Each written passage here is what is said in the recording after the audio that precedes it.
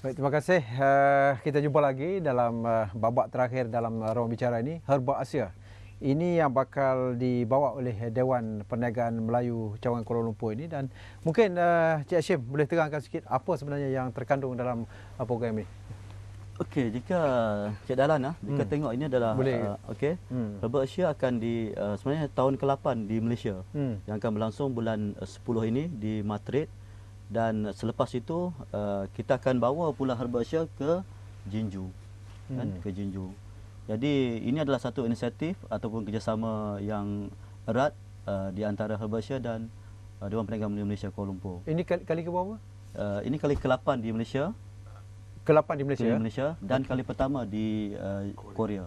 Kali ke-8 kejayaannya bagaimana di peringkat negara kita? Ini perkara yang boleh kita Herba Asia Herba Asia disokong oleh MITI Madrid untuk mengenengahkan ataupun memasarkan produk berasaskan herba di Malaysia. Jadi kita melihat Herba Asia ni perlu dibawa ke luar negara contohnya. Jadi sebab kita dah ada platform di Jinju, jadi kita pun berkolaborasi dengan Herba Asia untuk bersama dengan Pavilion Malaysia di Jinju tahun ini. Jadi, kenapa Korea? Kenapa pilih Korea? Sebab yang saya nyatakan tadi, sebab Korea, sebab kita mempunyai hubungan erat dengan kerajaan Korea dan mereka amat percaya dengan credibility Dewan Perniagaan Melayu Malaysia Kuala Lumpur untuk membawa usahawan ataupun produk Malaysia ke Korea. Berapa ramai yang terbabit dalam Herba Asia di peringkat dalam dan nak pergi ke Korea? Okey, kali ini kita anggarkan di antara 40 ke 50 usahawan herba akan menyertai Pavilion Malaysia di Korea. Jadi keseluruhan kita jangkakan dalam 80 Datuk 80 gerai untuk menyertai Pavilion Malaysia di Jinju ini. Target apa tu sebenarnya yang kita buat ni? Target market luar negara sebenarnya. Apa yang saya kata tadi, sekarang ni adalah masa di Korea. Kerana R&D sana lebih mudah. Biasanya produk daripada China sampai ke sini, kita packing semula di sini dan buat market. Di Korea kita tak perlu. Kita boleh buat produk sana, ada R&D dan datang ke Malaysia ni untuk buat marketing saja. Jadi benda-benda ni, teknologi ni dah berada di Korea. Jadi lebih mudah. Lagi satu, pendalaman segi pertanian. Di sana kerajaan Korea mensasarkan macam mana produk pertanian ni untuk jadi lebih mahal. Contohnya cili padi. Biasa kita dimakan iaitu sekilo lebih kurang RM2 macam itulah. Tetapi di sana cili telah dibuat produk sebagai bahan hiasan. Automatik nilai RM2 tu terus akan jadi RM20. Dia buat cili berbentuk bonsai. Jadi pokok-pokok ni tanaman dah ada di liling bangunan, di dalam pejabat sebagai bahan hiasan. Antarasanya untuk naikkan tanaman tu daripada rendah ke tinggi.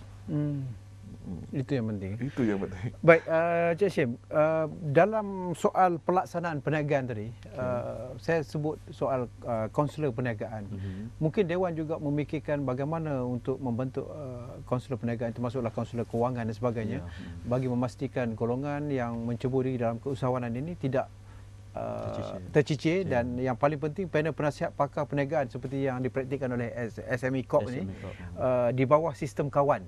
Ini merupakan satu yang cukup penting selama 12 bulan baru dilepaskan ini. Jadi mungkin Dewan dapat melihat perkara ini. Okey, dari segi kewangan sebenarnya Dewan Perniagaan telah menjalankan kerjasama strategik dengan Bank Muamalat Malaysia, di mana Dewan Perniagaan telah menandatangani MOU dengan Bank Muamalat untuk diberi kemudahan sebanyak 20 juta kepada ahli Dewan Perniagaan Melayu Malaysia Kuala Lumpur. Jadi di antara fokusnya yang kita berikan kepada usahawan kita adalah meningkatkan produk itu sendiri. Jadi dengan adanya MOU ini, ahli Dewan akan diberi keutamaan oleh Bank Muamalat untuk disenarai pendekkan, untuk dihalusi dan diberi keutamaan untuk diberi pinjaman. Dan kita pun telah melalui proses tersebut. Rasanya tu ada dalam yang batch awal ni dalam 5 usahawan yang terpilih, dan melalui peringkat proses yang begitu singkat sekali. Dan inilah bagi kita kan Dewan Perniagaan membentuk ataupun mengambil pendekatan menjalin partnership di sini. Jadi dari segi kaunselor pula kita akan setiap bulan kita akan adakan perjumpaan ahli di situ. Jadi perbincangan di antara usahawan dengan kaunselor yang dilantik oleh Dewan sendiri di kalangan ahli yang berpengalaman, di situ bagi saya pun membantu banyak sebenarnya. Sebab kadang-kadang usahawan ni dia nampak produk dia tahap itu je, tapi sebenarnya boleh dikembangkan lagi.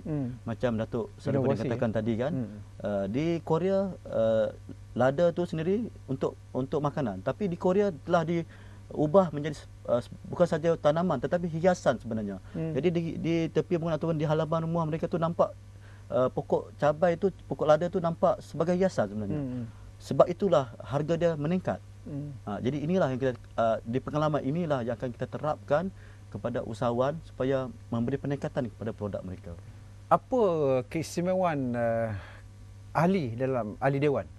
Ahli dewan di bawah Dewan Perniagaan ni, dan juga bagaimana cara kalau yang baru nak join bersama duduk untuk berada dalam bawah dewan? Mudah saja tuan. Sebenarnya jadi ahli dewan mudah. Soalan terlalu saya mudah. Okay. Terlalu mudah. Sebenarnya kita pun telah membangunkan untuk pendaftaran secara online sebenarnya. Dan kos itu pun dah boleh membantu sebenarnya. Dari segi ahli daripada luar bandar, daripada mana pun boleh klik ke klmcc.com.my untuk mendaftar sebagai ahli online. Mudah sekali. Jadi untuk menjadi ahli dewan ini perlu memiliki pendaftaran company, syarikat yang berdaftar dengan SSM, sama ada persendirian ataupun pemilik tunggal atau sendirian berhad. Itu saja. Jadi kita di sini orang kata ahli ini kita cuba dekat dengan ahli sebab di bawah pentadbiran di bawah naungan Datuk Sarifudin sendiri, kita mengambil pendekatan mesra ahli sebenarnya. Jadi sebab itulah kita nak ahli rasa macam satu keluarga dengan Dewan Perniagaan Melayu Malaysia. Contohnya kita memiliki Facebook, media sosial, WhatsApp, dan selain daripada itu kita juga menjalin hubungan setiap bulan dengan ahli. Kepada kita akan menjemput ahli untuk memberi peluang pada ahli untuk memasarkan ataupun memperkenalkan produk mereka kepada ahli yang lain. Sebab bagi saya di sini bukan saja kepada luar daripada Dewan Perniagaan, sebab perniagaan itu memang dah wujud di kalangan ahli dewan sendiri. Sebab kita memiliki 2,000 keahlian di Dewan Perniagaan. Jadi di kalangan ahli pun kita dah boleh berniaga dah sebenarnya. Nah, itu yang cuba kita terapkan di permulaan supaya ahli itu mesra dengan Dewan Perniagaan di bawah kepimpinan baru Datuk Sarifudin. Datuk, dia bukan mesra waktu nak bertanding tu setengah yang dia betul ada dekat nak bertanding pun mesra. Mungkin Datuk di akhir ni kita ada seminit tu, Datuk mungkin dapat melihat apa sebenarnya perkara-perkara yang baru yang akan cuba Datuk bawakan dalam Dewan. Okey, kita untuk Dewan untuk regenerasi baru ni kita lebih kepada pendedahan. Macam pendedahan yang kita buat hala ke Korea, orang kata tidak membebankan. Kita hanya memberi pakej 2,000, you boleh tinggal sana selama 5 hari. Tempat tinggal free, transport free, dan juga makanan free. Murah tu Murah. Jadi info-info yang dia beri tu memang terlalu mudah. Kita dah sediakan 2,000 komplit. Dan termasuk lawatan kilang di sana. 3 kilang kita akan lawat. Kosmetik dan kilang plastik untuk wrapping makanan, dan dari segi pertanian. Jadi peluang ni kalau tidak ambil, saya rasa sangat rugilah.